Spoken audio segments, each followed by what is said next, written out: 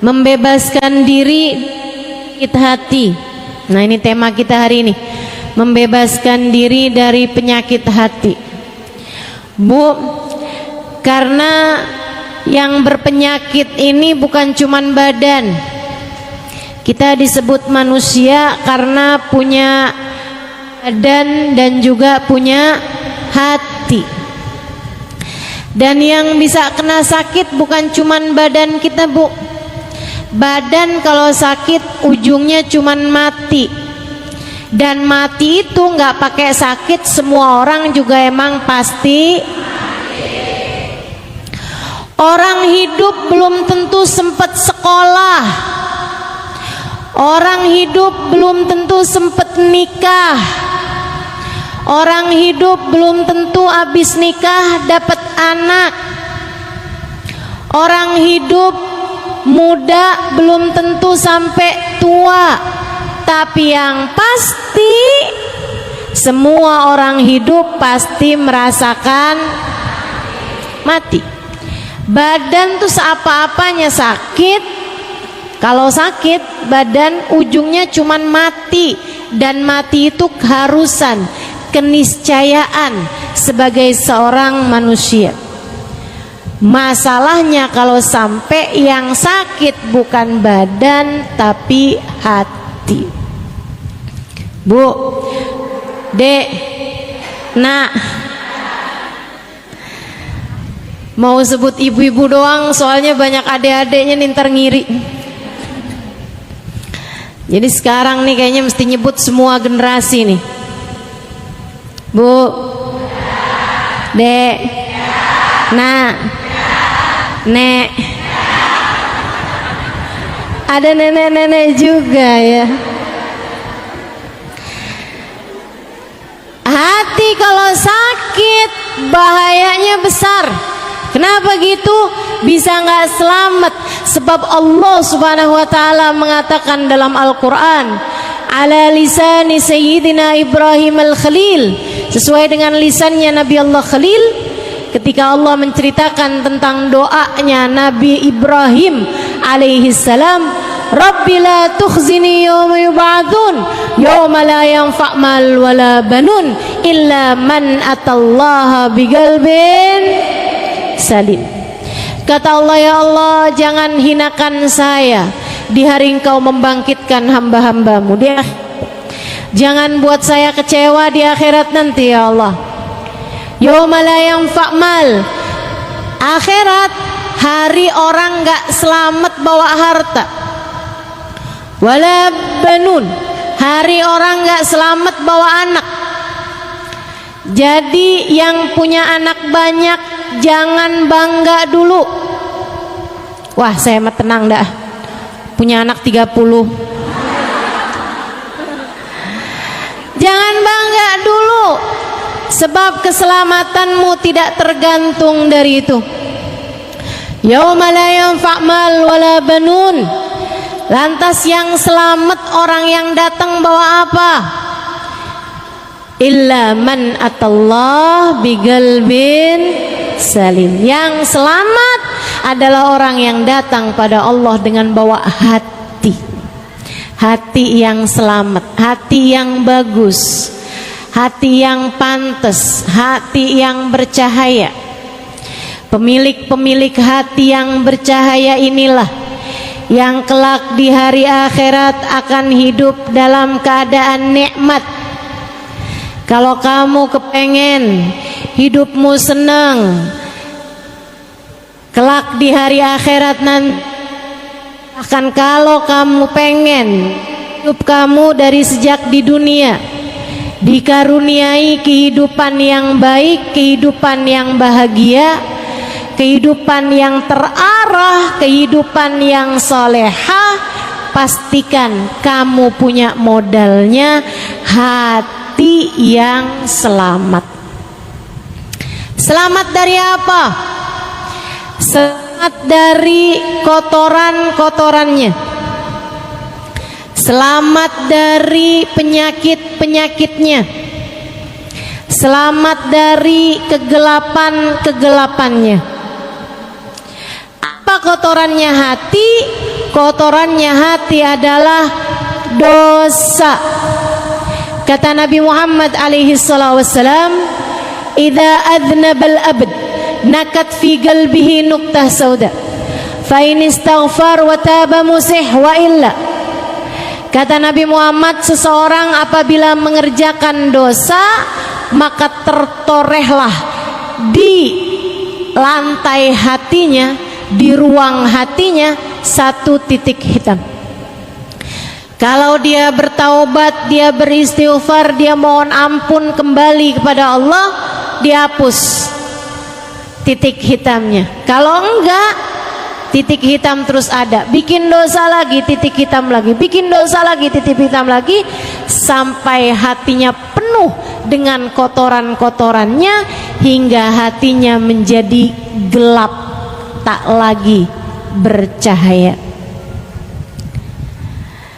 Nanti kalau hati udah banyak kotoran-kotorannya, hatinya jadi berpenyakit. Penyakitnya hati apa aja? Banyak. Imamul Haddad dalam kitabnya menyebutkan penyakit-penyakit hati paling berbahaya. Kata beliau, salah satu dari penyakit hati paling berbahaya namanya kibr, kesombongan. Kesombongan ini merupakan penyakit hati yang sangat berbahaya. Lawannya sombong adalah tawadhu. Sombong merasa diri lebih baik daripada orang lain. Saya sih duduk di belakang, tapi nih ya, kalau orang tahu siapa saya, pasti saya bakal didudukin di depan.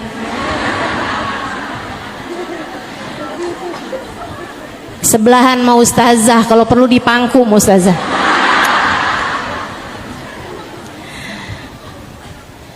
Nah ini nih, merasa diri lebih baik gitu. Ada orang yang duduk di depan tapi merasa dirinya tidak lebih baik daripada yang duduk di belakang. Nah itu mestinya emang kayak gitu. Yang berbahaya, udahlah, dia duduknya di belakang, maju-maju, pengen duduknya paling depan, pakai dorong-dorong orang. Ada yang begitu?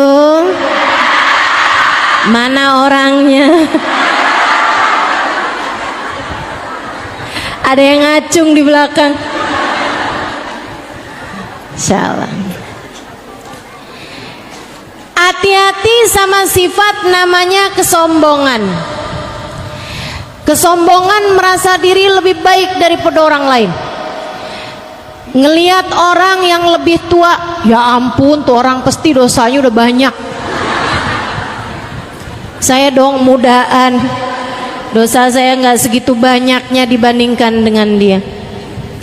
Ngelihat yang masih muda, ya ampun dia mah sholatnya belum banyak, ibadahnya belum banyak. Saya dong udah berapa kali lewatin Ramadan.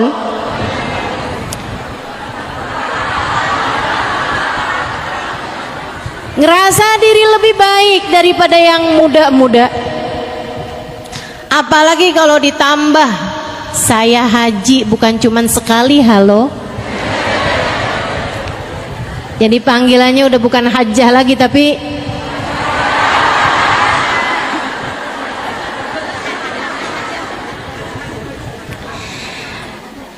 merasa diri lebih baik daripada orang lain, entah karena ibadah, entah karena ilmu, apalagi karena harta. Ini paling bahaya nih. Kenapa gitu? Karena sebenarnya kalau ibadah dan ilmu memang merupakan sarana Allah meninggikan derajat seseorang. Orang jadi mulia karena ibadahnya, orang jadi mulia karena hartanya. Segitunya aja kita tidak boleh merasa berbangga, merasa lebih dari orang lain karena ibadah kita ataupun karena ilmu kita. Apalagi kalau disebabkan karena harta yang sejatinya memang bukan merupakan pertanda Allah cinta, Allah memuliakan seorang hamba. Ya ampun, tuh orang pada miskin-miskin banget ya, hidup di dunia aja terkutuk.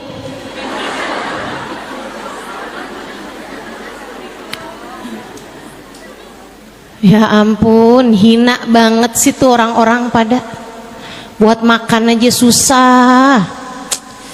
Duh, baru di dunia aja udah ditunjukin ya siapa orang mulia, maksudnya dia, dan siapa orang yang hina. Innalillahi.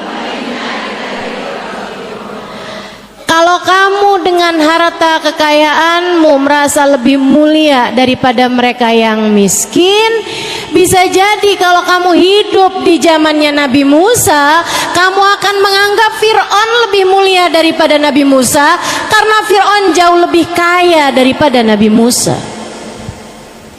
Hati-hati.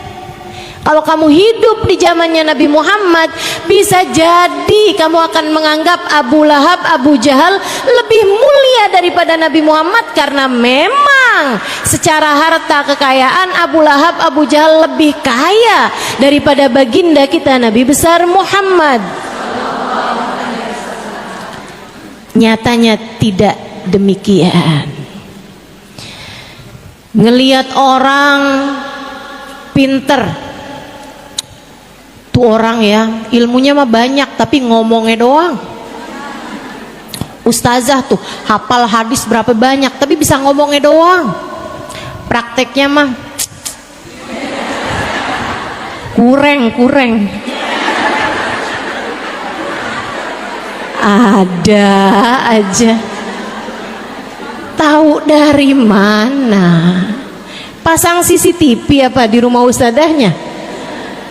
Pasang di CCTV apa di rumah kiainya, di rumah ustadznya?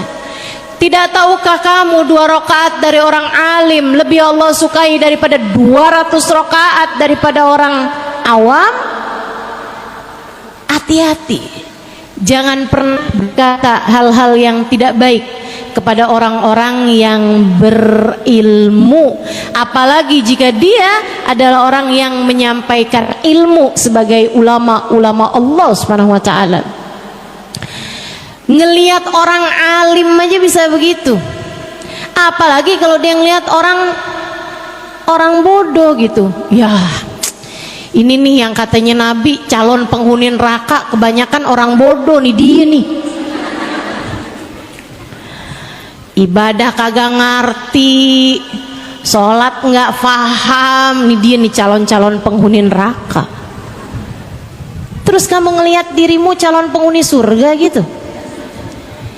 Hati-hati sama kesombongan, teman-teman seriku sekalian. Ngelihat orang lebih tua, dia merasa diri lebih baik. Ngelihat yang lebih muda, dia merasa lebih baik. Melihat yang miskin, dia merasa lebih baik. Ngelihat orang yang kaya, apalagi kaya bener ya, ngepet di mana nih ya?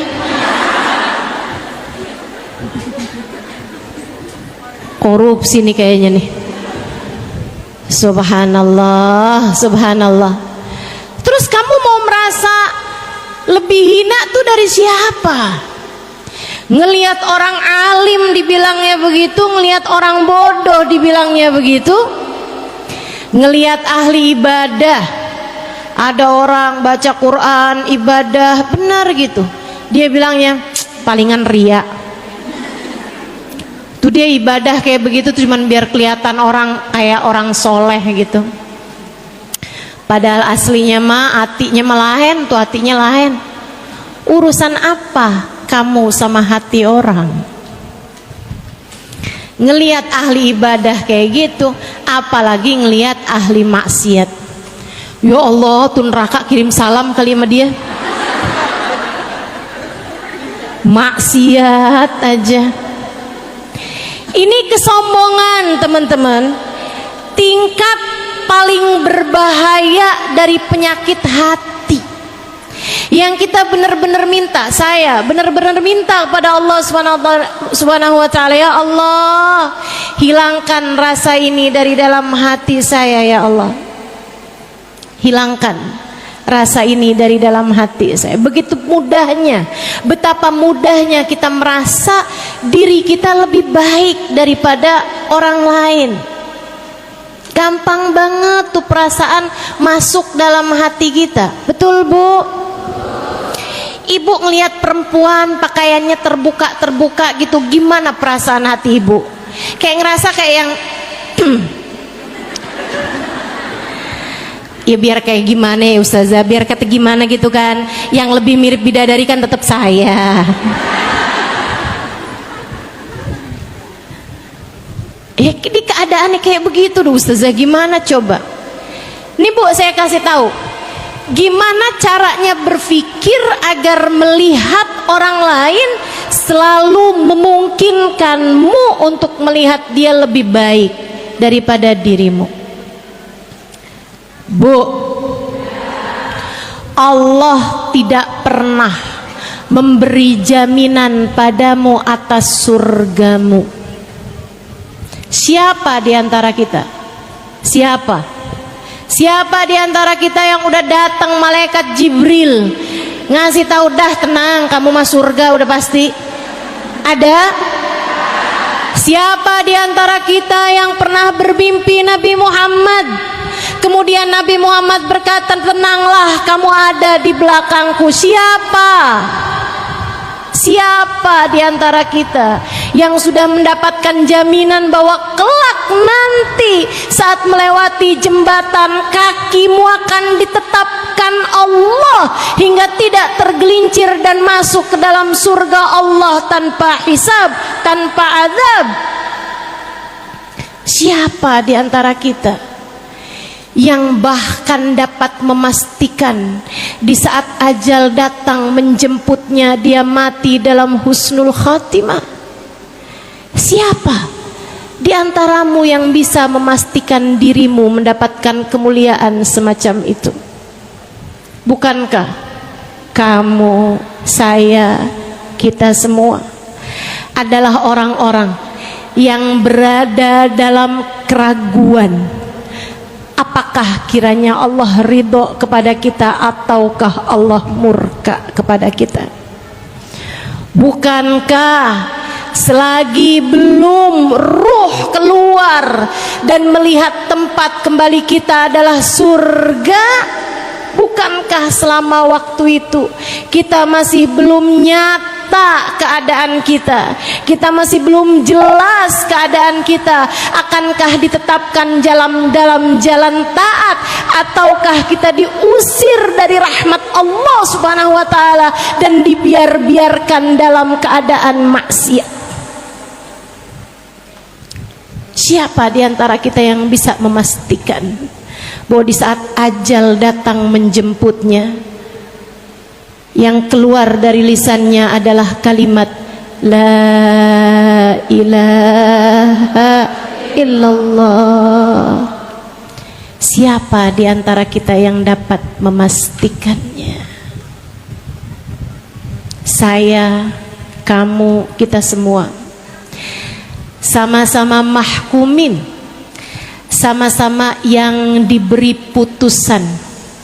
Hakim tertingginya hanya satu, namanya Allah, yang telah mengatakan tentang dirinya, alaihissallahu biahkamil. Bukankah Allah adalah hakim yang seadil-adilnya? Bu, Dek, Allah tuh gak pernah wajib memasukkan kita ke dalam surga. Ini saya serem sih kalau lihat ini. Serem saya kalau ingat ini. Allah gak pernah wajib memasukkan Halimah Ali terus dalam surga. Dan Allah bisa, kuasa untuk memasukkan saya ke dalam neraka. Sama, kamu juga gitu. Allah tidak wajib memasukkanmu ke dalam surga. Allah bisa, kuasa memasukkanmu ke dalam neraka dan membuatmu menderita sehabis-habisnya atau bahkan selama-lamanya. Bisa apa kamu? Bisa apa kita? Kalau Allah menetapkan kita sebagai orang-orang yang dihabis-habiskan oleh Allah Subhanahu wa taala dalam siksanya, bisa apa kita? Sebagaimana manusia, orang-orang lain yang kamu lihat dia sekarang berbuat maksiat, yang kamu lihat saat ini berbuat dosa, meninggalkan ibadah, pakaiannya terbuka atau apapun aja dari jenis kesalahan yang kamu lihat ada dalam diri mereka, bisa saja jika Allah kemudian memasukkan mereka ke dalam surga, apa bisanya kamu? Kalau Allah mau memasukkan dia ke dalam surga, kamu bisa apa? Kalau Allah memasukkan dia ke dalam surga, kamu bisa apa? Tuh yang kamu lihat, perempuan yang tiap malam dianterin sama orang laki-laki yang beda-beda. Kamu bilang, ih, murahan sekali. Bisa jadi kalau Allah ingin memasukkannya ke dalam surga, kamu bisa apa? Terus yang kamu lihat dirimu itu udah sholat, udah ibadah, kalau Allah nggak mau memasukkanmu ke dalam surga, kamu bisa apa? Karena ya guru saya Sayyidil Habib Umar bin Hafid menyampaikan, inna lillah sifah, Allah Subhanahu wa taala punya satu sifat namanya la yubali, Allah tidak peduli. Jika Allah hendak menyayangi seorang hamba, Allah akan memuliakan dia meskipun masa lalunya bergelimang dosa. Allah kalau ingin memuliakan seorang hamba, dinaikannya derajat hamba tersebut meskipun sebelumnya maksiat demi maksiat dia lakukan di atas muka bumi ini. Jika Allah menghendaki untuk menyayanginya, Allah dengan mudah menaikkan derajat orang tersebut di sisi Allah. Allah tidak peduli. Pun demikian, kamu udah tahajud, kamu udah ibadah, kamu udah ngerjain taat, kalau Allah murka kepadamu, Allah nggak peduli sama apa yang sudah kamu lakukan selama ini. Allah nggak suka sama satu perbuatan kamu, kemudian seluruh amal perbuatan kamu, kebaikan-kebaikannya Allah gugurkan. Allah tidak peduli itu. Makanya hati-hati sama sifat sombong.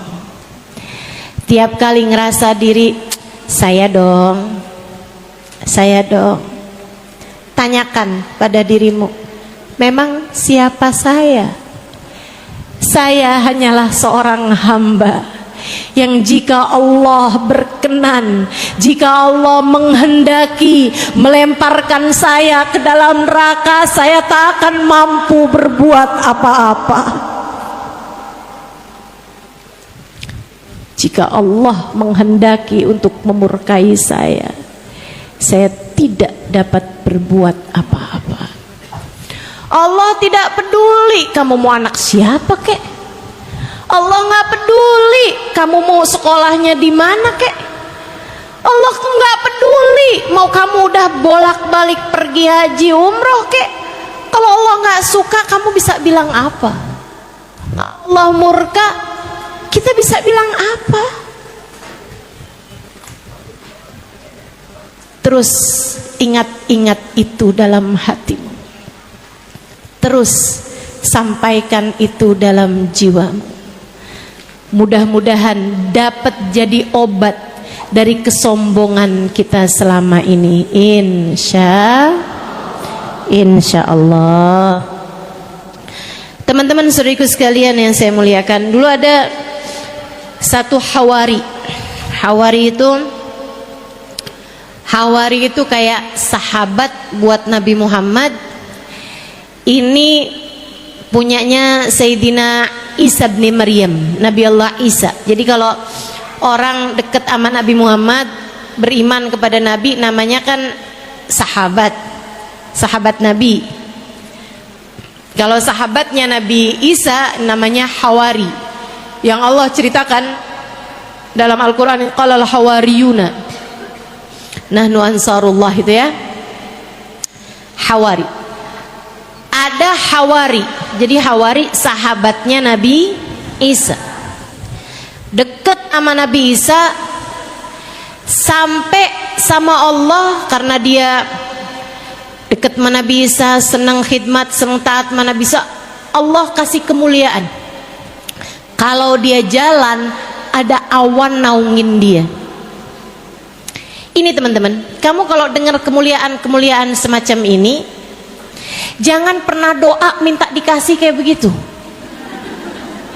Nggak, ini saya serius, jangan ketawa. Saya serius nih ya. Kalau kamu dengar ada orang bisa tahu isi hati manusia, kamu jangan, ya Allah kasih dong saya kayak gitu ya Allah. Jangan. Kenapa gitu? Nah, kamu tuh nggak ada awan naungin di atas kamu aja, kamu bisa sombong. Gimana kalau jalan kemana-mana dinaungin awan? Kamu nggak tahu isi hati orang aja, kamu gampang mau suudzon sama orang lain. Gimana kalau kamu dikasih lihat isi hati orang? Makanya kalau saya doa minta sama Allah, ya Allah, jangan sampaikan kepada saya selain kebaikan orang-orang ya Allah. Karena saya cukup sulit untuk menjaga hati agar tetap husnudzon, berbaik sangka. Jauh lebih mudah bagi saya agar tidak mendengar keburukan-keburukan tentang orang lain disampaikan kepada saya. Yang buruk-buruk dari orang jangan sampai dan nyampe ke telinga saya. Saudaraku sekalian yang saya muliakan, Hawari ini, sahabat Nabi Isa ini, kemana jalan awan naungin di atas dia. Satu hari dia lagi jalan di sebuah perkampungan, kemudian di ujung perkampungan tersebut ada gurun pasir. Saat melewati itu, dia sambil awan naungin di atasnya, dan dia jalan dalam keadaan terhormat, bajunya putih, pecinya putih, mukanya bercahaya, asar dari ibadah, asar dari zikir, bekas-bekas zikir kelihatan, bekas-bekas wudhu kelihatan dari wajahnya, dari tubuhnya, cahaya ibadah. Dia lagi jalan seperti itu, dia ngelewatin orang baru habis mabuk. Ini diceritakan Imam Ghazali, kalau saya nggak salah ingat ada di Minhajul Abidin. Dia pun ketika ngelewatin orang ini, orang mabuk, baru habis mabuk, kayak malam-malam tuh mabuk, terus tergeletak gitu aja di jalan.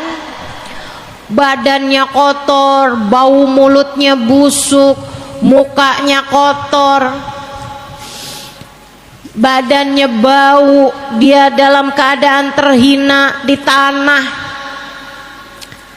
Orang ini ketika lewat, dia menjauh, bukan karena takut dipukul. Orang mabok kan namanya orang mabok, ya enggak gitu, tapi dia ngelihatnya, ih ahli maksiat, ih neraka nih orang ini nih, ahli maksiat bener-bener nih, ih jangan sampai dosa-dosa dia ntar nularin saya.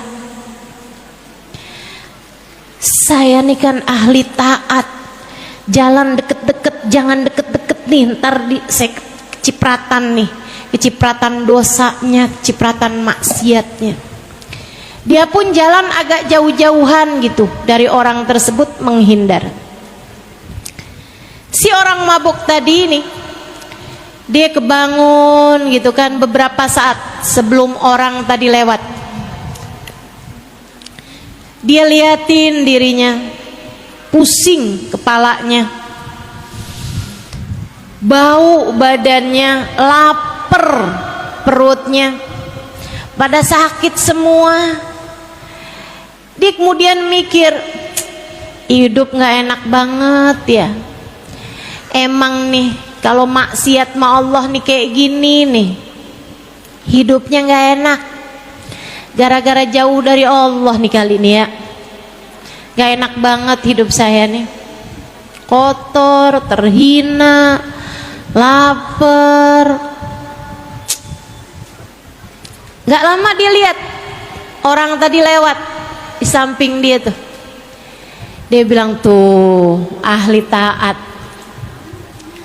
mukanya berseri-seri, badannya bersih, jalan dalam keadaan terhormat, awan pula naungin di atas dia. Enaknya jadi ahli taat kepada Allah. Saya nih jadi ahli maksiat, hinanya hidup saya. Dia kemudian duduk. Dia bilang, ya Allah, kalau saya balik kepadamu, Engkau terima enggak ya Allah? Terima kan ya Allah? Saya mau hidup taat aja ke jalanmu ya Allah. Ampuni dosa-dosa saya, jadikan saya ahli taat kepadamu ya Allah. Dia kemudian berdiri. Saya pengen ibadah kepadamu ya Allah. Dia mikir, ibadah apa yang paling dekat? Ya udah dah, dia menapaki tapakan-tapakan orang soleh yang ada di hadapan dia. Dia ikutin jalannya, dipas-pasin sama dia langkahannya orang tersebut. Ya Allah, sebagaimana Engkau telah menjadikan orang itu soleh yang ada di hadapan saya juga minta dong ya Allah, dijadikan orang soleh seperti dia ya Allah. Sebagaimana Engkau memandangnya dengan pandangan penuh keridhaan-Mu ya Allah, pandang saya juga dengan pandangan keridhaan-Mu ya Allah. Muliain saya ya Allah, dunia akhirat, dosa-dosa saya ya Allah. Dia jalan ngikutin langkahannya orang soleh tadi, Hawari tadi itu. Si Hawari noleh ke belakang, nggak ngapain dia ngikutin saya? Ih, dia ngikutin saya nih kan, ntar saya ketularan sama dosa-dosanya, ntar saya jadi akhirnya jadi orang kayak dia juga. Ih, amit-amit, amit-amit. Ngapain situ orang ngikutin saya? Dia terus mempercepat langkahnya. Fa'awallahu ila Nabi Allah Isa bin Maryam. Allah memberi wahyu kepada Nabi Isa bin Maryam. Gak lama sudah beberapa perjalanan, berapa ratus meter perjalanan, ada Nabi Isa menunggu mereka berdua. Kata Nabi Isa, Allah telah mewahyukan kepada saya, kamu wahai peminum ahli maksiat, akan tetapi kamu datang pada Allah dengan bertaubat dan hatimu bersih. Hatimu bersih sehingga kamu bisa memikirkan kebaikan orang yang ada di hadapan kamu. Kamu berharap mendapatkan berkah dari Hawari sahabatku ini. Allah mengatakan bahwasanya Allah telah mengampuni seluruh dosa-dosamu itu. Nabi Isa kemudian bilang pada sahabatnya, dan kamu bahkan awan menaungimu setiap kali kamu berjalan, tapi hati kamu tidak mampu kamu jaga dari kesombongan. Kamu merasa diri lebih baik dari laki-laki pemabuk ini, padahal dia telah kembali ke jalan Allah. Allah telah mewahyukan kepadaku bahwasanya Allah telah menggugurkan semua kebaikan-kebaikan dan pahala-pahala kamu. Sekarang kamu sama dia sama-sama berada di titik nol. Mulailah langkah perjalanan menuju Allah. Sejak Nabi Isa bilang kayak begitu, awannya pindah ke pemabuk yang tadi ada di sampingnya. Allah, Bu, nggak peduli. Allah nggak peduli. Allah nggak peduli. Ada orang ahli maksiat kayak gimana, Allah mau tinggiin, Allah nggak peduli. Allah, Bu, makanya jangan pernah gampang-gampang menghakimi siapapun.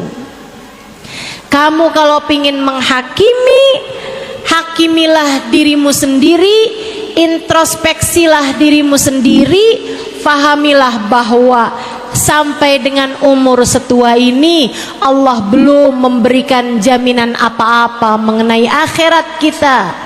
Maka bukankah sebaiknya yang sedang diuji ini berhati-hati? Hati-hati, terutama dalam urusan menjaga hati. Itu penyakit hati berbahaya, namanya kesombongan. Ada lagi disebut oleh Imam Al-Haddad dalam kitabnya Adab Sulukil Murid, penyakit hati yang juga nggak kalah berbahayanya, namanya hasad. Apa itu hasad? Iri dengki. Apa tuh iri dengki?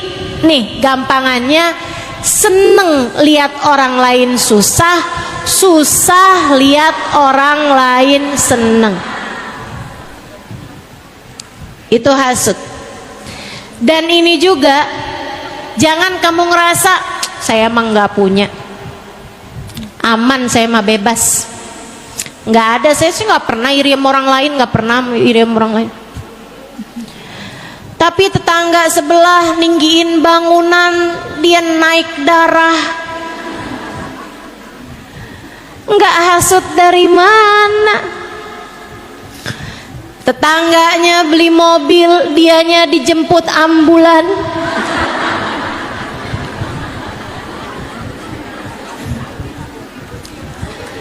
Ada anak tetangganya dilamar bolak-balik, sementara anaknya sendiri udah masuk umur tapi belum datang-datang juga jodohnya.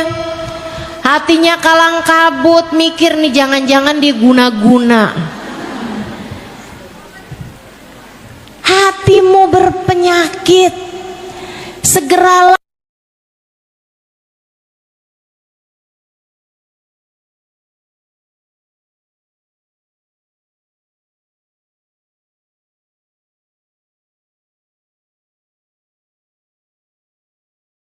orang lain dapat, namanya iri dengki. Kalau ada orang lain dapat senang, ikut senang aja juga. Kalau ada orang lain dapat susah, ikut susah juga aja. Kenapa? Sebab kata Nabi Muhammad, badan kita ini satu. Orang mukmin itu badannya satu. Kalau ada orang mukmin sakit, orang mukmin lainnya akan ikut merasakan kesakitannya. Bu, nih sekarang lagi masa-masanya Palestina mendapatkan kedoliman semacam itu. Tentu kita sakit, hati kita sakit melihatnya. Tapi jangan yang jauh-jauh kamu sayangin, yang deket-deket pas giliran dapat kesusahan, ya emang dia mah kayak gitu tuh orangnya. Ada tetangga perempuan kecelakaan, ketabrakan mobil, dia mah kayak gitu, emang nggak nurut melakinya, pantas.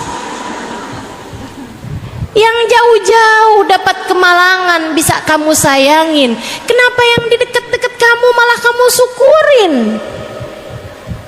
Hatimu jangan biarkan ia dipenuhi dengan hasad, dengan rasa iri dan dengki. Mudah-mudahan Allah selamatkan kita semuanya. Tapi gimana ya Ustazah, ada tuh orang yang hati saya tuh kayak nggak pernah biasa aja gitu. Kalau yang lain sih nggak apa-apa nih, tapi kalau sama dia tuh emang emang kayaknya dianya juga emang suka kayak gitu sama saya Ustazah. Jadi saya juga akhirnya kayak gitu sama dia juga tuh. Saya pokoknya kalau dia dapat kesenangan saya kesel aja gitu. Kesel aja saya Ustazah. Gimana cara ngobatinnya? Kamu harus tahu dulu bahwa itu sesuatu hal yang sangat merusak agamamu. Al-hasad haliqatuddin. Kata Nabi Muhammad, sifat hasad itu adalah pencukur agama. Kayak rambut nih gondrong, kena cukur langsung botak. Iman kamu, agama kamu kayak begitu. Katanya Nabi Muhammad dalam hadis yang lain, al-hasad ya'kulul hasanat kama ya'kulun narul hatab. Hasud makanin kebaikan kayak api memakan kayu bakar. Kamu ibadah sehari kena hasud sekali, habis ibadahmu sehari itu. Bahkan kadang-kadang ibadah seminggu habis kena hasud sekali. Kadang-kadang ibadah sebulan habis kena hasud sekali.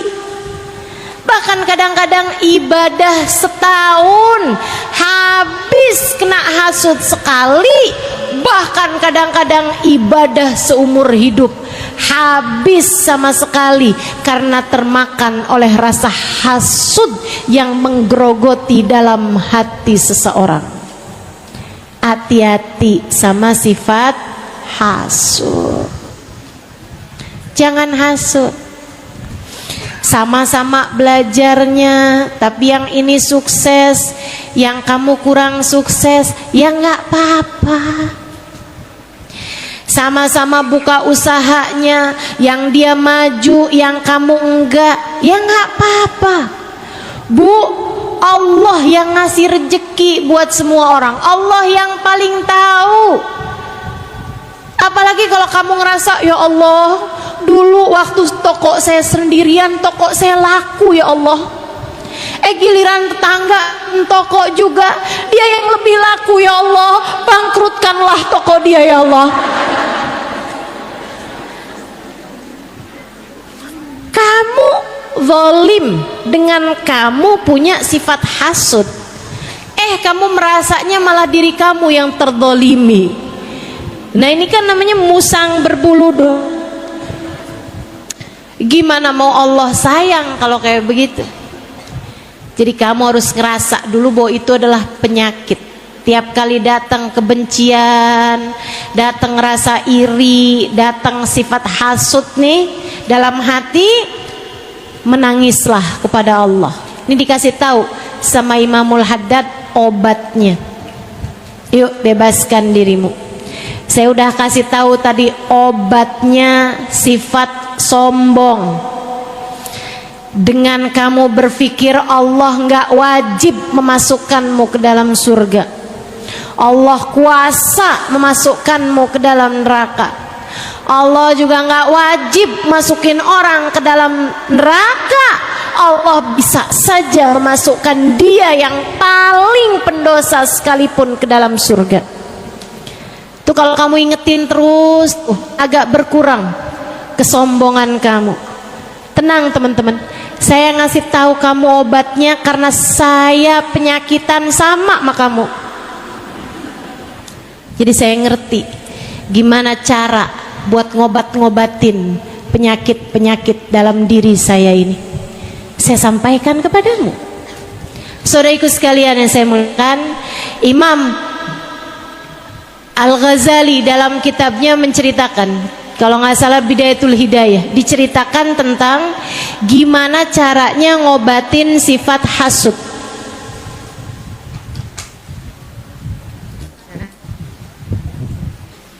Ya, kita akan berhenti sejenak, mau adzan, nanti habis selesai adzan kita lanjutkan kembali.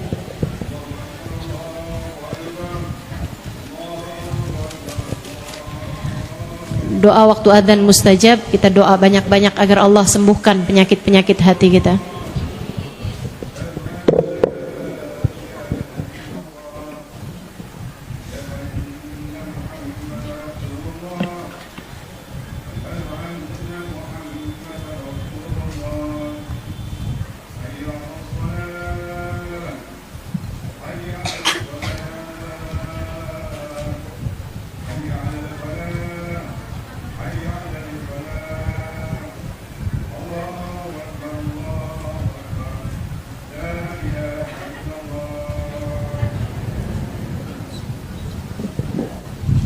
La ilaha illallah, alhamdulillahil alamin. Allahumma shalli ala sayyidina Muhammad wa ala ali sayyidina Muhammad. Allahumma rabb hadhihi ad-da'wati at-tammah wassalatil qa'imah hati sayyidina Muhammadin al-wasilah wal fadilah wasyaraf wad darajatil aliyah rafi'a ba'thul maqam al-mahmud alladhi wa'atta innaka la tukhliful mi'ad ya arhamar rahimin.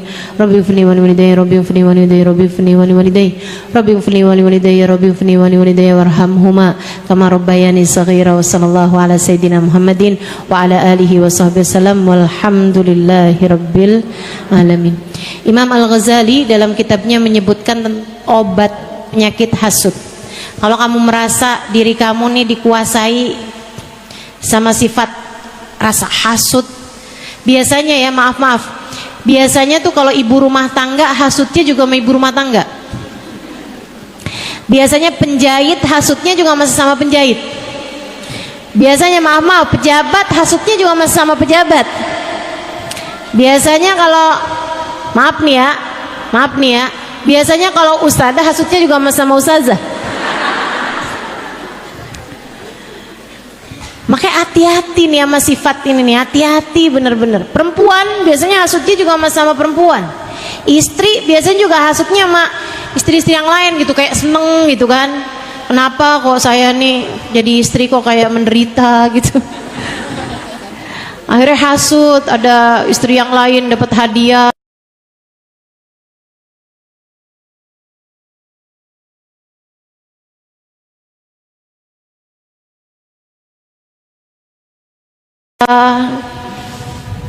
Mudah-mudahan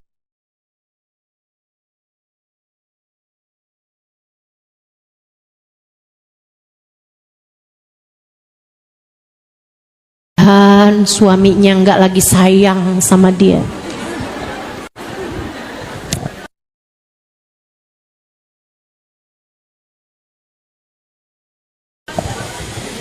Hati-hati.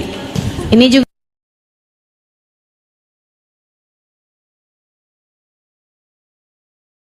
nih Bu nih, kalau ibu-ibu kalau dapat kenikmatan nggak selalu harus ibu taruh di media sosial.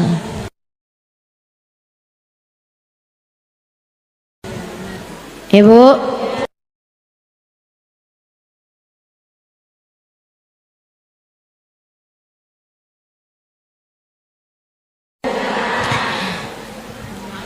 baru habis ditransfer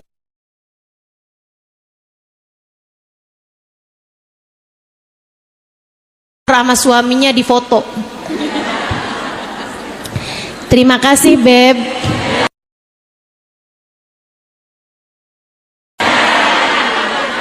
Semoga rezekinya melimpah ruah. Habis itu taruh di bawahnya rezeki istri solehah.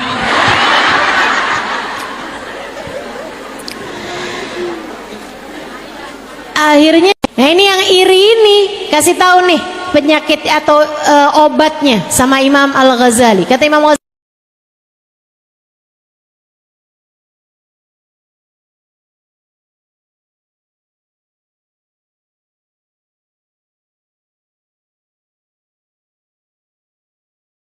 kamu dilanda dengan perasaan iri sama orang tersebut saat kamu sujud, terutamanya saat sholat malam, terutamanya kamu bilang, minta sama Allah dalam hatimu, ya Allah tambahkan rezeki orang itu, ya Allah tambahkan kekayaannya, ya Allah tambahkan terus kekayaannya, ya Allah. Tuh hati kayak nggak terima, dia dikasih segitu aja kita udah kesel, apalagi ditambahin.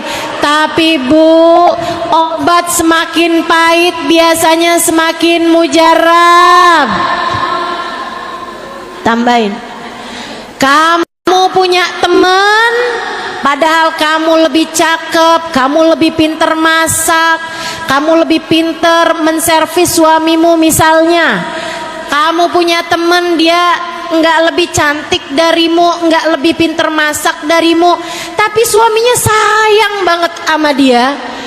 Kamu punya suami, udah segala macam hal kamu lakukan, suamimu marah aja terus, kayak ngeliat lihat di dahi kamu tuh ada tulisan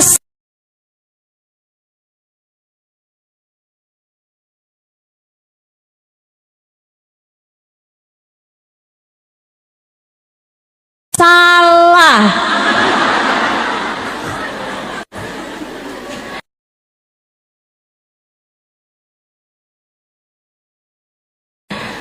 Kamu iri aja ngelihat dia tuh. Tuh orang cakep kagak. Nyuguhin sama suaminya beli GoFood. Tapi suaminya sayang banget sih sama dia. Kesel banget kamu. Rasanya kamu kayak kepengen gitu biar dia tuh nggak lagi disayangin sama suami dia gitu. Kalau kamu ngerasa kayak gitu saat kamu sujud, kamu doain, ya Allah tambahkanlah rasa sayang suaminya kepada dia ya Allah.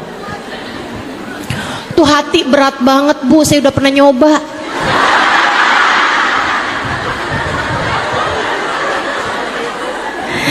Tapi kan emang ya, dokter itu yang bisa ngobatin yang pernah punya sakit yang sama. Jadi insya Allah jadi obat buat semuanya. Coba kerjain, coba kerjain, coba kerjain. Tiap kali rasa benci dalam hatimu menguasaimu, doakan orang tersebut biar dapat segala kebaikan, dapat segala kebaikan, dapat segala kebaikan. Dan saya ngelihat orang nggak belajar tapi cerdas banget sih. Hati saya rasanya yang saya harus belajar banyak nih biar bisa ngerti gitu kan. Saat saya lagi sujud saya doain, ya Allah tambahkan kecerdasannya ya Allah, tambahkan ilmunya ya Allah, bukakan padanya ilmu ladunimu ya Allah. Pelan-pelan rasanya jadi hilang, pelan-pelan rasanya jadi hilang. Malah kalau kamu bisa lagi deketin, datengin orang itu. Hati nih rasanya, kita kan kalau lagi sebelah sama orang, Bu jangan kata kita suruh deketin, ngeliatin mukanya aja ogah. Betul. Sebut namanya aja. Si itu siapa? Si itu. Sampai nyebut namanya aja nggak mau. Nih obatnya nih, kalau kamu lagi sebel sama orang, benci sama orang, hasut sama orang, datengin, salamin, pelukin, bilang sama dia, saya sayang sama kamu. Hilang, setannya hilang, setannya hilang, percaya saya, setannya hilang. Obat tuh emang berawanan, Bu.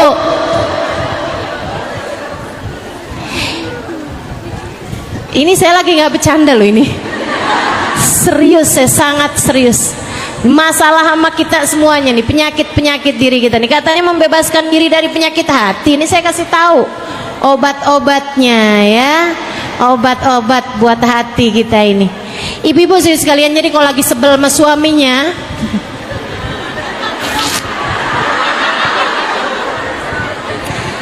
minta maaf, deketin, puji dia, enek-enek deh, tapi kerjain aja. Iya, kerjain. Biar setannya nggak kelamaan menguasai dirimu itu. Biar setannya nggak kelamaan menguasai diri kita. Insya Allah. Terakhir saya mau sampaikan, karena udah sore ya Bu ya. Terakhir saya mau sampaikan, hati kita ini Bu, biar bagus perlu cahaya. Perlu cahaya. Ini ruangan nih kelihatan bagus, bahkan muka orang kelihatan bagus karena ada cahaya. Kalau gelap mah nggak kelihatan apa-apa. Betul gak? Nih bunga-bunga nih kelihatan cakep karena ada cahaya, ibu-ibu sekalian. Ini background kelihatan, semuanya kelihatan karena ada cahaya. Begitu nggak ada cahaya sama sekali, udah semuanya gelap aja, nggak kelihatan yang mana yang hidungnya mancung, yang mana yang alisnya disulam, yang mana nggak kelihatan tuh, nggak kelihatan. Ibu-ibu sekalian, hati juga biar indahnya kelihatan, biar cakepnya hatimu kelihatan, biar cakepnya iman dalam dirimu kelihatan, harus ada cahayanya. Iman tuh cakep Bu, keyakinan kita kepada Allah tuh cakep. Islam kita ini bikin kita cakep hatinya, cuman seringkali nggak kelihatan karena nggak ada cahaya. Ibu, saya kasih tahu cahayanya hati. Bu, cahayanya hati itu Allahu nurus samawati wal ard. Allah lah cahaya bagi langit dan bumi. Kamu kalau kepengen hatimu bercahaya, taruh Allah dalam hatimu. Ingat terus sama Allah. Ingat terus kamu hamba Allah, Allah Tuhan kamu. Ingat terus Allah lagi liatin kamu dimanapun kamu berada. Allah yang punya kuasa. Allah, Allah, Allah. Allahu nadhiri, Allah lihat saya. Allahu syahidi, Allah mengawasi saya. Allahu ma'i, Allah bersama saya. Allahu qaribun minni, Allah dekat dengan saya. Terus ingetin diri, terus ingetin diri. Allahumma anta rabbi, la ilaha illa anta khalaqtani wa ana abduka wa ana ala ahdika wa wa'dika mastata'tu a'udzu bika min syarri ma sana'tu abu'u laka bi ni'matika 'alayya wa abu'u bi dhanbi faghfirli fa innahu la yaghfiru dzunuba. Ya Allah, Engkau Tuhanku, aku hambamu. Allah anta rabbi, la ilaha illa anta, tidak ada Tuhan kecuali Engkau. Khalaqtani, Engkau telah menciptakan aku. Fa ana abduk, maka aku adalah hambamu. Wa ana ala ahdika wa wa'dika mastata'tu, aku berada dalam perjanjian dan berusaha taat kepadamu semampu aku. Abu ulaka bi ni'matika 'alayya, Engkau selalu datang padaku dengan membawa kenikmatan-kenikmatan yang tak terbilang. Wa abu bidambi, sementara aku datang padamu dengan kemaksiatan-kemaksiatan dan dosa-dosa yang tak henti-hentinya. Faghfirli, ampunilah aku ya Allah. Fa innahu la yaghfirud dzunuba illa anta, sesungguhnya tak ada yang dapat mengampuni dosa-dosaku kecuali Engkau. Terus ingat Allah, ingat Allah, ingat Allah, jadi cahaya. Dan yang terakhir, kalau pengen hatimu bercahaya, dekati manusia yang dikasih Allah cahaya paling berkilau, namanya Sayyiduna Muhammad. Itu sebabnya kenapa orang-orang yang paling berkilau hatinya, yang paling mulia akhlaknya, yang dapat mengatur jiwanya, selalu adalah orang yang memiliki kedekatan dengan Nabi besar Muhammad. Ini mujarab buat saya, silahkan amalkan. Kalau kamu sedang merasa tidak mampu menguasai hati, kamu lagi kepengen ngomel-ngomel, kepengen marah-marah, kamu lagi dilanda perasaan, anak kamu nih pengen kamu remes, kamu balikin lagi ke perut. Kamu kalau lagi ngerasa nggak mampu nata hati, dilanda kecemburuan terhadap suami misalnya gitu, atau dilanda rasa kesel, rasa marah terhadap siapapun, saudaramu, temanmu atau siapapun, ketidakmampuanmu menjaga hati karena kurangnya cahaya di dalam hatimu, cepet cari. Istilah HP nih, baterai kamu nih udah bener-bener low, udah hampir mati nih, buruan dicas. Cara ngecas paling cepat adalah, kalau kamu sedang memungkinkan berwudu, silahkan berwudu. Kalau enggak sedang memungkinkan karena sedang menstruasi, enggak usah wudu, kamu duduk aja menghadap kiblat, baca sholawat kepada Sayyiduna Muhammad.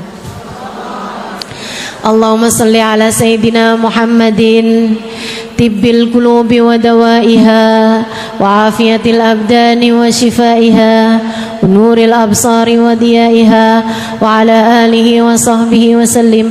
اللهم صل على سيدنا محمد طب القلوب ودوائها وعافية الأبدان وشفائها ونور الأبصار وضيائها وعلى آله وصحبه وسلم. Sambil kamu bilang, ya Allah, salawatkanlah, sampaikanlah salawat salammu kepada Nabi Muhammad. Jadikanlah obat bagi hati saya ya Allah, jadikanlah obat bagi badan saya ya Allah, bagikanlah obat bagi cara berpikir saya, cara melihat saya. Salawat saya kepada Nabi Muhammad jadikanlah obat untuk segala macam penyakit bohir batin saya. Saya minta kepadamu ya Allah, jadikanlah salawat saya kepada Nabi Muhammad sebagai caramu untuk membersihkan hati saya, menerangi hati saya, menjadikan hati saya hati yang selamat. Terus baca salawat, liatin, nanti tuh pelan akan semakin tambah lebih mudah mengolah emosi kamu. Makanya buat ibu-ibu juga yang punya anak suka ngambekan, yang punya anak suka tantrum, ajarin baca sholawat, bikin hati anak jadi adem ya Bu. Anak ya Bu, bukan suami. Kalau suami rada repot, pas dia lagi marah-marah Allahumma sholli ala, agak repot ya. Apaan sih gitu nanti ya. Bismillah, insyaallah mudah-mudahan kita udah pelajari nih sampah-sampahnya hati. Kita berusaha untuk selalu bertaubat pada Allah Subhanahu wa taala atas segala dosa-dosa kita yang telah lalu. Penyakit-penyakitnya hati tadi udah saya sebutkan beberapa diantaranya yang paling sering mengenai hati-hati kita. Kemudian yang terakhirnya juga saya udah kasih tahu kepadamu bagaimana cara mencahai hati. Semoga menjadi ilmu yang bermanfaat buat semuanya insyaallah, menjadikan kita orang-orang yang terbebas dari penyakit-penyakitnya hati. Mudah-mudahan bisa diamalkan walaupun hanya sedikit ini ya. Mudah-mudahan bisa diamalkan ala hadhihi niyah wa bikulli niyatin salihah jami'ah syamilah. Annallaha yunawwir qulubana wa qalibana ma'al huda wat tuqa wal afaf wal ghina war ridha wal yaqin yaftah alaina futuhal arifin yakhtim lana bil husna wa huwa radin anna fi inwatin wa afiyah wa ila hadratin Nabi Muhammad sallallahu alaihi wa ala alihi wa sahbihi wasallam. Al-Fatihah.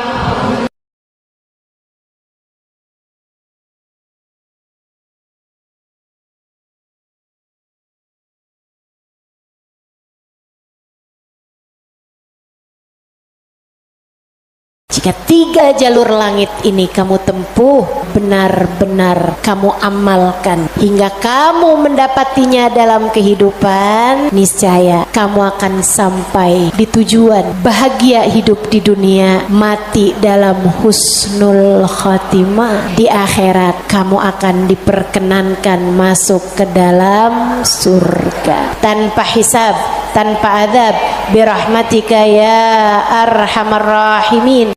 Assalamualaikum warahmatullahi wabarakatuh. Alhamdulillah, wassalatu wassalamu ala rasulillah Muhammad ibn Abdillah wa ala alihi wa sahbihi wa man wala. Subhanaka la ilma lana illa ma 'allamtana innaka antal alimul hakim.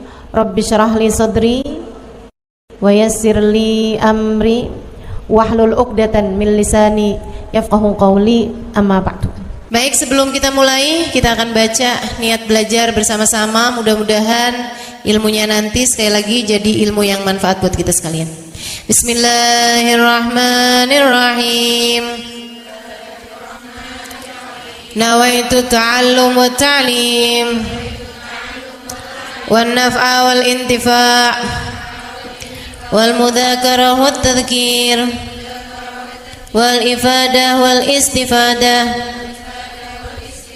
wal hidza ala tamassuk bi kitabillah wa sunnati rasulillah sallallahu alaihi wa alihi wasallam. والدعاء إلى الهدى والدلالة على الخير ابتغاء مرضاته وقربه وثوابه وحسن الخاتمة مع اللطف والعافية وصلاح العاقبة برحمتك يا أرحم الراحمين. إلى حضرة النبي محمد صلى الله عليه وسلم وآله وصحبه وأزواجه وذريته وأهل بيته وسلم وجميع الأنبياء والمرسلين والكل أجمعين أن الله يغفر لهم ويرحمهم ويعلي درجاتهم في الجنة وينفعنا ببركاتهم وأسرارهم وأنوارهم وعلومهم ونفعاتهم في الدين والدنيا والآخرة. Al-Fatihah, baca bersama-sama. A'udzu billahi minasyaitonir rajim. Bismillahirrahmanirrahim. Alhamdulillahi rabbil alamin. Arrahmanir rahim. Maliki yaumiddin. Iyyaka na'budu wa iyyaka nasta'in. Ihdinas siratal mustaqim. Siratal ladzina an'amta 'alaihim ghairil maghdubi 'alaihim waladdallin. Amin. Taqabbalallah minna wa minkum, taqabbal ya karim. Peta kebahagiaan hidup dunia membawamu kepada kebahagiaan hidup akhirat. Peta untuk membuatmu kenal kepada Sang Pencipta. Jalan hidup yang dapat membawamu menuju surga. Ini namanya jalur langit. Yang paling rugi yang gak mau ngikutin peta ini. Yang paling sukses yang jalan hidupnya mengikuti peta ini, mengikuti jalur langit ini. Karenanya adik-adik, ibu-ibu, saudariku sekalian yang saya muliakan, izinkan saya di kajian pada siang hari ini menyampaikan padamu tentang bagaimana cara kita menempuh perjalanan menuju Allah Subhanahu wa Ta'ala lewat jalur langitnya. Biar gak sumpek hidupmu di dunia, biar matimu husnul khotimah, biar di akhirat nanti dapat masuk surga. Bukankah itu yang kamu mau? Bukankah itu yang kamu inginkan? Adik-adik, bukankah itu adalah cita-citamu? Betul? Bahagia di dunia, mati husnul khotimah, di akhirat masuk surga. Adakah keinginan lebih tinggi daripada itu? Adakah cita-cita lebih mulia daripada itu? Enggak ada. Mesti menempuh jalur langitnya, karena surga adanya di langit. Karena segala kebaikan-kebaikan turun dari alam langitnya Allah Subhanahu wa Ta'ala menuju ke alam dunia ini. Saat kamu rasa dadamu sesak di dunia, maka naiklah ke atas dan menengadahlah. Maka dada langit siap untuk merengkuhmu, menjadikan sesakmu tak lagi bernilai apa-apa. Sesakmu jadi lega, sesakmu jadi lega. Ayo nih, buat adik-adik yang kegalauan mulu dengerin saya. Buat ibu-ibu yang pusing mulu, terutama kalau lihat sisa saldo akhir bulan, dengerin saya. Simak baik-baik jalur langit. Gimana sih caranya kita menempuh jalur langit? Pertama,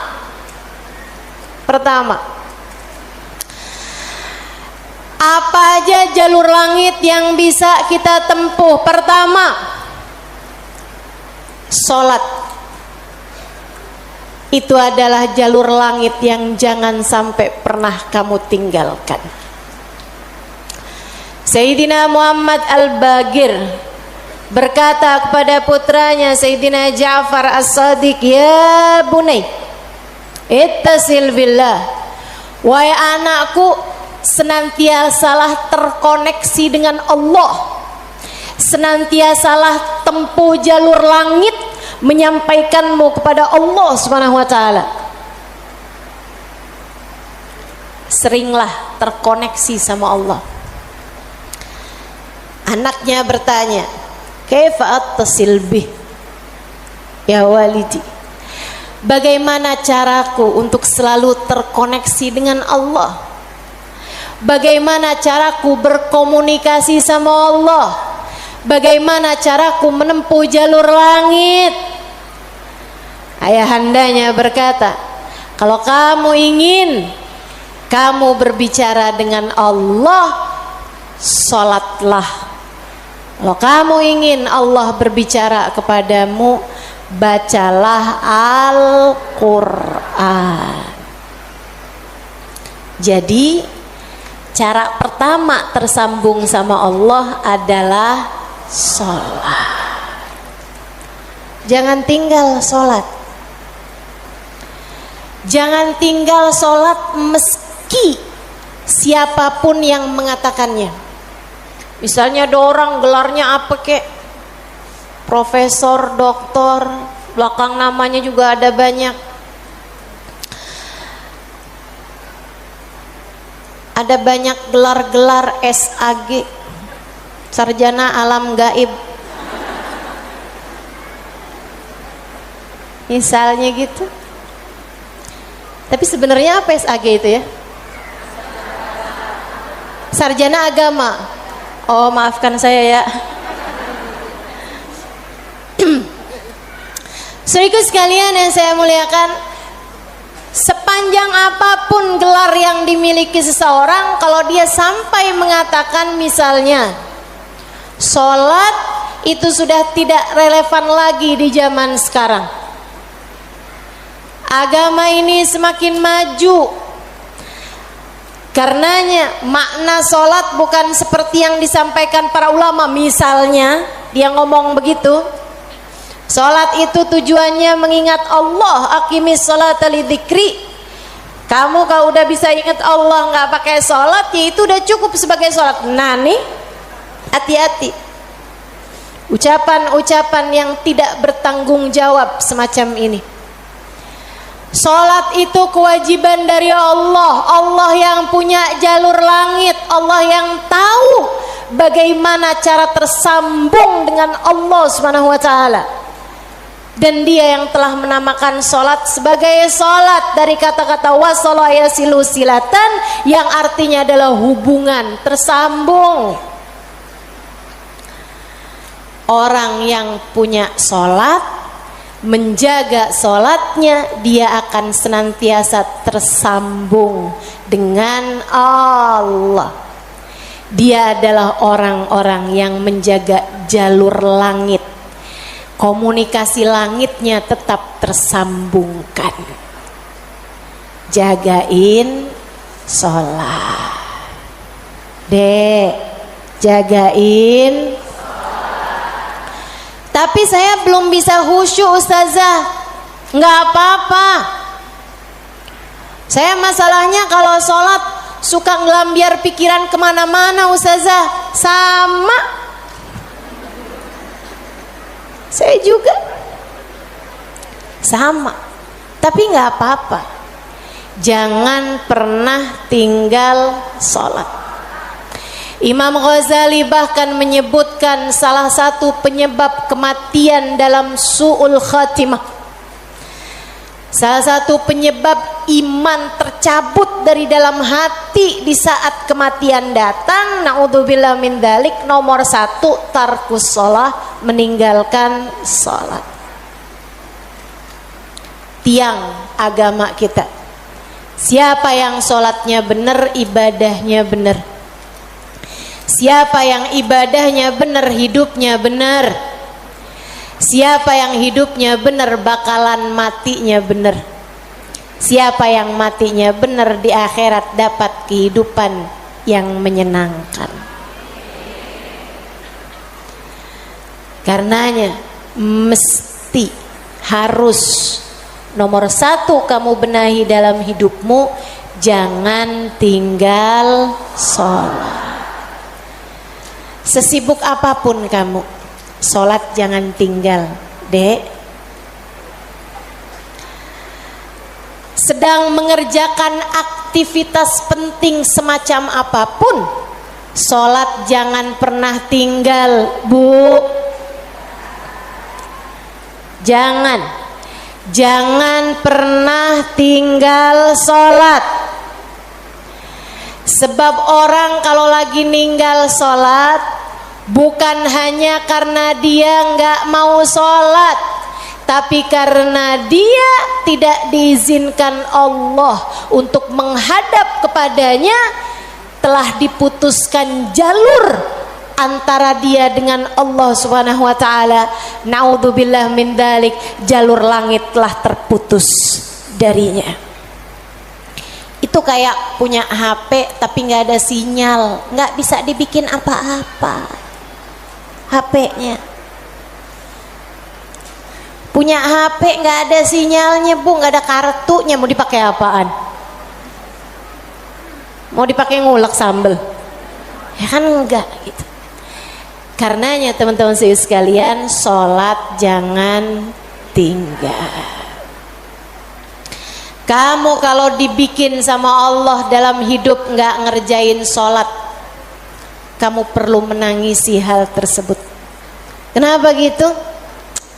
Saya sering sampaikan, orang ketika sholat bukan hanya karena dia mau sholat, akan tetapi karena dia masih punya nilai di sisi Allah, sehingga Allah masih izin. Allah kalau benci sama satu makhluknya, sama seorang hambanya, Allah nggak akan izinkan orang tersebut menghadapkan dirinya kepada Allah dalam sholatnya.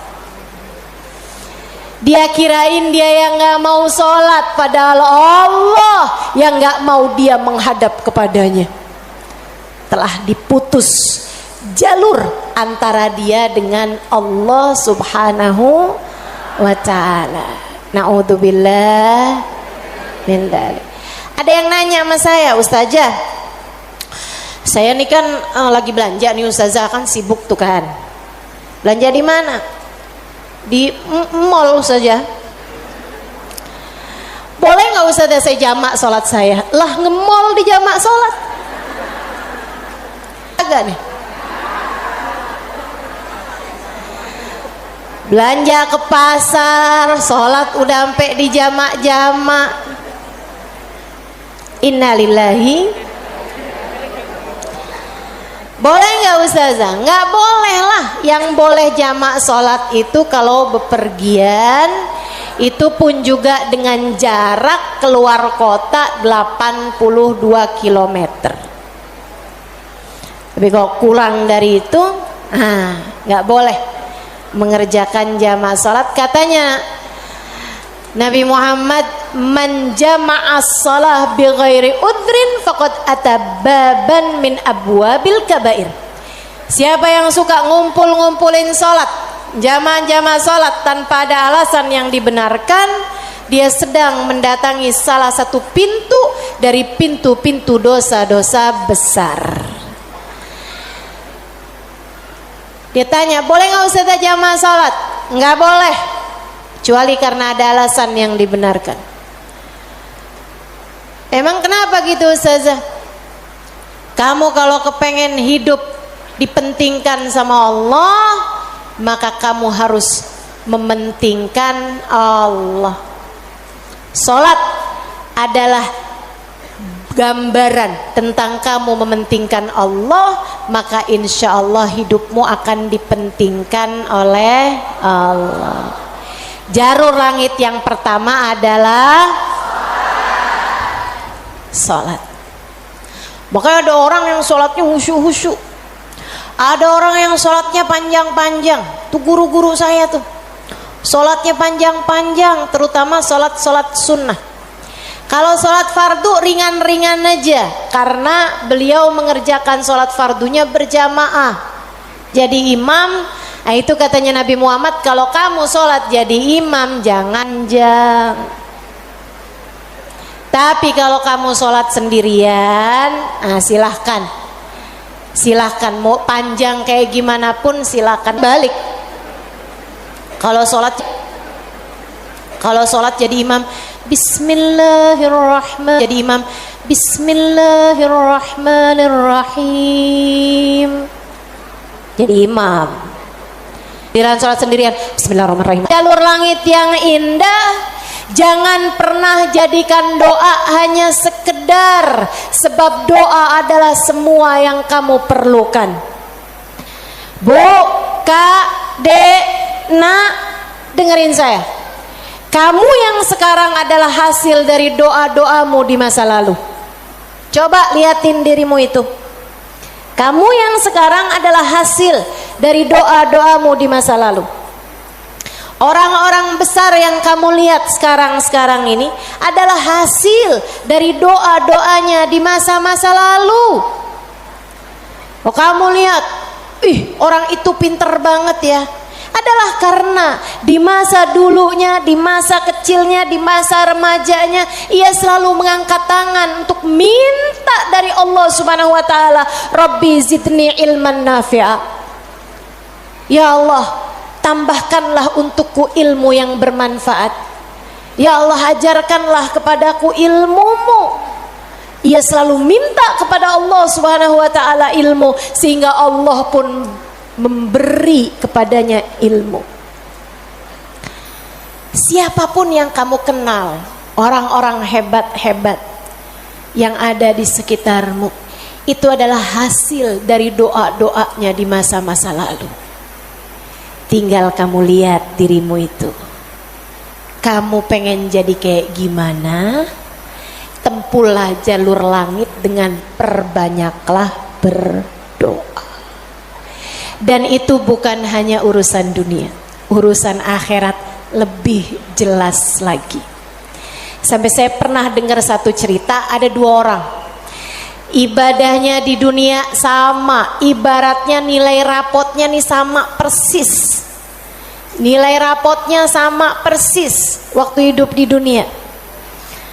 Dua-duanya sama-sama soleh, dua-duanya. Akan tapi yang satu dimasukkan ke dalam surga, kan ke surga Firdausul A'la yang paling tinggi. Yang dinaikkan di surga yang bawahnya, dia protes, ya Rob, dia nilainya sama loh sama saya. Kenapa kok dia dikasih surga yang paling atas sementara saya di surga yang bawahnya? Walaupun surga tuh biar kata di emperan enak, tapi ya masa kamu mau minta surga yang emperan?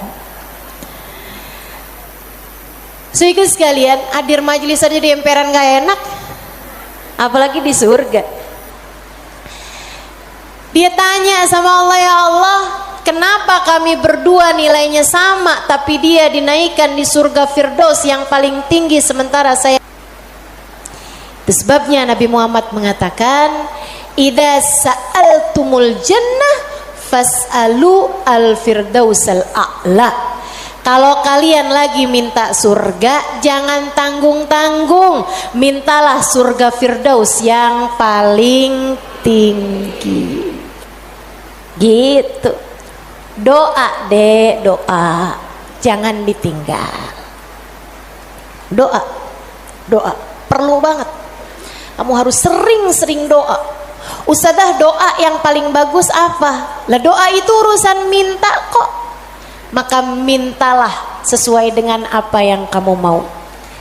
Saya punya cerita indah yang diceritakan oleh salah satu guru saya beberapa bulan yang lalu ketika kedatangan beliau ke Indonesia, namanya Hubabah Syarifah bintul Habib Muhammad bin Abdul Haddar. Beliau datang dari Sewun, Hadramaut, Yaman. Saya menjadi penterjemah beliau kala itu, jadi saya ingat betul kisahnya. Salah satu dari kisah yang beliau ceritakan, Kata beliau, ada seorang ibu-ibu datang kepada ayahanda saya. Ayahandanya seorang ulama terkemuka, namanya Habib Muhammad bin Abdullah Al-Haddar, guru dari guru saya, guru dari guru-guru saya, sekaligus ayah dari guru-guru saya. Ayahandanya Hubabah Syarifah, ayahandanya Hubabah Nur, ayahanda Hubabah Maryam. Habib Muhammad bin Abdullah Al-Haddar, pemilik Ribat Bayda di kota Bayda, Yaman sana itu. Sehingga sekalian, beliau seorang pendakwah, seorang yang mustajabud dakwah, yang doanya mustajab. Satu waktu ada seorang ibu datang dalam keadaan menangis terisak-isak kepada ayahandanya di saat Hubabah Syarifah sedang ada di sisi ayahandanya. Ibu tersebut bilang, "Habib, tolong doakan anak saya, Bib. Anak saya bandel sekali, Bib. Saya susah banget. Ajakin dia sholat susah, ajakin dia kerjain kebaikan susah. Anaknya bandel, nggak mau denger apa kata saya. Tolong saya, Bib, doakan anak saya, apa yang harus saya lakukan?" Beliau kemudian berkata, "Bu, ibu kepengen anak ibu jadi anak yang soleh." "Iya, Bib, pengen banget, banget, Bib." Ibu, doa seorang ibu untuk anaknya setara doa Nabi bagi umatnya. Maka doamu untuk anakmu lebih mustajab daripada doa siapapun untuk anakmu. Saya bisa bantu kamu buat doa, mintakan kepada Allah Subhanahu wa taala, akan tetapi doamu tentu lebih mustajab daripada doa saya untuk anakmu. Ibu dengerin, Bu. Jadi gimana saya, Bib? Ibu bangun di waktu malam, ibu tahajud beberapa rakaat, kemudian seperti kamu menangis di hadapan saya untuk minta anakmu didoakan oleh saya, menangis pulalah di hadapan Allah. Sampaikan kepada Allah apa yang kamu sampaikan kepadaku, atau apa yang ingin agar saya sampaikan kepada Allah tentang anakmu, sampaikan pula itu kepada Allah Subhanahu wa taala. Baik, Bib. Pulang, dikerjain. Nah, itu perempuan kalau solehah gitu tuh, kalau dengar kebaikan, sami'na, saya dengar, kemudian saya patuhi. Ini yang dengar di sini juga insya Allah seperti itu. Apa yang didapat pada hari ini semoga dapat diamalkan. Yang pertama tadi jangan tinggal. Yang kedua tadi barusan ini perbanyak jalur langit. Dia pun mengerjakannya, bangun di waktu malam nangis, "Ya Allah, tolong liatin anak saya, kesianin anak saya, ya Allah, solehkan dia, ya Allah. Tolong pandang anak saya dengan pandangan kasih sayangmu, ya Allah. Saya nggak ngerti cara melakukannya, ya Allah. Seperti mana Engkau telah menjadikan anak-anak dari hamba-hambamu yang soleh, solehah. Kau jaga mereka, jaga pulalah anakku, ya Allah. Jauhkan dari segala dosa-dosa, jauhkan dari segala kejahatan-kejahatan. Tolong jaga anak saya, ya Allah." Terus didoain anaknya, didoain anak, didoain anaknya. Malam demi malam, malam demi malam. Dan Bu, Kak, Dek, Nak, doa itu bukan instan. Doa itu tidak seperti kamu nyeplok telur sekarang mateng sekarang, enggak gitu. Enggak gitu. Doa itu Allah mau lihat kesungguhan hatimu dalam meminta. Perlu waktu yang sering kali tidak sebentar. sebab Allah mau melihat kesungguh-sungguhanmu. Karenanya kalau doamu belum diijabah, jangan menyerah. Dek, kalau doamu belum diijabah, jangan nyerah. Kamu masih sangat mungkin untuk diijabah doamu selagi kamu tidak berhenti berdoa. Ingat-ingat ucapan saya. Kamu masih sangat mungkin untuk diijabah doamu itu selagi kamu tidak berhenti berdoa. Doa terus. Kata Hubabah Syarifah, setahun, 2 tahun, 3 tahun, 4 tahun, 5 tahun, 6 tahun. Kemudian anak yang dulu pernah membuat ibunya menangis karena kenakalan anak tersebut, karena ketidaksolehan anak tersebut, sekarang telah menjadi seorang anak yang dapat membuat ibunya tersenyum bangga. Di usia-usia hampir 20-an tahun, anak tersebut menjadi anak paling soleh di kampungnya, hafal Al-Quran 30 juz dengan 7 bacaannya, qiraatus sab'ah. Anak yang jauh dari kenakalan-kenakalan remaja, anak yang dekat dengan para ulama, anak yang mengetahui banyak ilmu agama, anak yang menjadi sangat soleh, idaman semua para orang-orang tua. Jangan nyerah, jangan nyerah. Jika kehidupan membuatmu tersungkur, itu adalah waktumu untuk membenamkan dirimu dalam sujud-sujud panjang kepasrahan. Kemudian kamu langitkan doa hingga Allah mengijabah doa-doamu itu. Saya ulangi, jika badai kehidupan membuatmu jatuh tersungkur, itu adalah saat yang tepat untukmu membenamkan wajahmu dalam sujud-sujud kepasrahan. Kemudian kamu langitkan doa-doamu, berbisik di bumi, namun suaramu didengar hingga ke arsy. Saat itulah Allah akan mengijabah doamu itu. Jangan pernah berhenti berdoa. Jangan remehkan doa. Jangan remehkan doa. Saya, Dek, pernah muda juga kayak kamu. Ya masa lahir langsung gede gini. Sewaktu saya remaja, masuk umur 12 tahun, 13 tahun, sebelum balik bahkan saya udah berada di pondok pesantren. Jadi saya itu nggak pernah ngalamin masa belum berjilbab sebelum balik. Maksudnya ketika balik tuh saya udah mulain berjilbab. Alhamdulillah, nikmat dari Allah Subhanahu wa taala.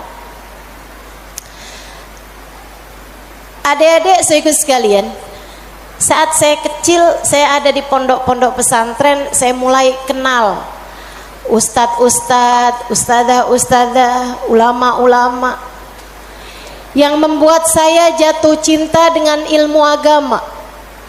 Alhamdulillah, Allah kasih rasa dalam diri saya keinginan untuk selalu belajar. Saya punya keingintahuan yang banyak terhadap urusan ilmu. Jadinya saya seneng banget belajar. Nah di waktu kecil itu tadi, umur 12-an tahun sebagai santri, kan selain dari belajar ada kewajiban lain tuh. Nyuci baju, apalagi kalau dapat piket, bersihin kamar mandi, nyapu kamar, ngepel kamar. Itu saya sangat tersiksa sekali, sebab saya ini adalah pemalas. Jadinya karena saya pemalas urusan bebersih dan saya mendadak rajin ketika urusannya belajar. Saya seneng belajar, saya seneng tahu, saya suka mikir. Saya tuh kalau lagi baca kitab gitu seneng banget. Saya kalau lagi belajar gitu seneng banget. Apalagi kalau ustadzanya yang nyampein ilmu dengan cara-cara yang sangat saya sukai gitu, ngasih tahu hal-hal yang nggak ada di dalam kitab gitu. Saya bisa melongo dengerin, seneng banget. Jadinya di masa-masa kecil itu kalau saya lagi dengerin kajian, kalau saya lagi baca kitab, saya suka doa, ya Allah, jangan pernah pisahkan saya dari ilmu. Ya Allah, jangan pernah jauhkan saya dari kitab-kitab pengetahuan yang mendekatkan saya padamu. Umur 12 tahun, 13 tahun, doa saya semacam itu. Ayo nih adik-adik yang umur 16 tahun, ya Allah kenapa kok saya nggak pernah ada yang nembak ya?